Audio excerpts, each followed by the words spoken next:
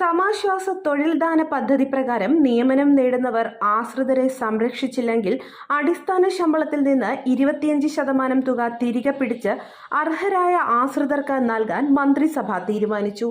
അംഗപരിമിതരായ ആശ്രിതർക്ക് 17 വയസ്സ് വരെ നൽകി വരുന്ന സംരക്ഷണം അത് കഴിഞ്ഞും തുടരണമെന്ന നിർദ്ദേശവും വ്യവസ്ഥയിൽ ഉൾപ്പെടുത്തിയിട്ടുണ്ട്.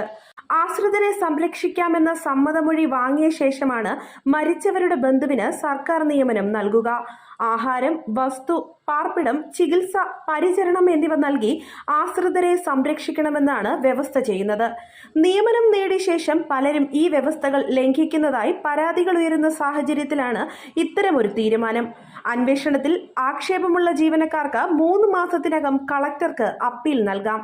പരാതിയിൽ കളക്ടർ എടുക്കുന്ന തീരുമാനം അന്തിമമായിരിക്കും.